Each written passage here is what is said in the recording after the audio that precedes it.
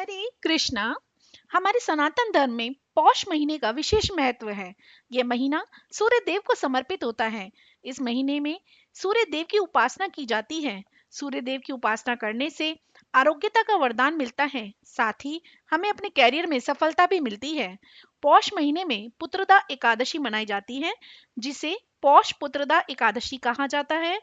यह पर्व हर वर्ष पौष माह के शुक्ल पक्ष की एकादशी तिथि को मनाया जाता है। इस दिन जगत के पालनहार भगवान विष्णु और मां लक्ष्मी की पूजा की जाती है, साथ ही उपवास किया जाता है। इस व्रत को करने से साधक को अमोघ फल की प्राप्ति होती है, साथ ही उसके सभी संकट दूर होते हैं। इस साल पुत्रदा एकादशी का व्रत 10 जनवरी को रखा जाएगा। इस व्रत को करने से पुत्र रत्न की प्राप्ति होती है। पौष पुत्रदा एकादशी व्रत करने से आपकी हर मनोकामना पूर्ण होती है, साथ ही घर में सकारात्मक ऊर्जा का संचार होता है। इस व्रत को करने से सभी प्रकार के शारीरिक और मानसिक कष्टों से मुक्ति मिलती है।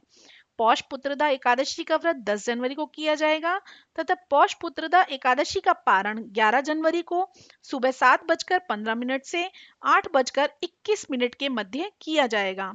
इस शुभ अवसर पर आप पूजा पाठ करके ठाकुर जी को भोग लगाकर अन्नदान कर व्रत खोल सकते हैं।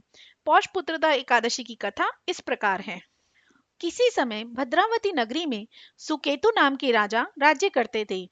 राजा तथा उनकी स्त्री शैव्या दानशील तथा धर्मात्मा थे। संपूर्ण राज्य खजाना धन धान्य से पूर्ण होने के बावजूद भी राजा संतानहीन होने के कारण दुखी रहता था। एक समय वे दोनों राज्य भार मंत्रियों के ऊपर छोड़कर वनवासी हो गए तथा आत्महत्या करने की ठान ली। लेकिन उन्हें सहसा याद आया कि आत्महत्या के समान दूसरा कोई पाप नहीं है। इसी उधेड़-बुन में वे दोनों वहां आए जहां मुनियों का आश्रम व जलाशय था। राजा रानी मुनियों को प्रणाम कर बैठ गए। मुनियों ने योग बल से राजा के दुख का कारण जान लिया और आगे ऋषियों ने आशीर्वाद देते हुए पुत्रदा एकादशी व्रत रखने को बताया। राजा रानी ने एकादशी का व्रत रखा। विष्णु भगवान की कृपा से उनकी पूजा की और पुत्र रत्न उन्होंने प्राप्त किया। हरे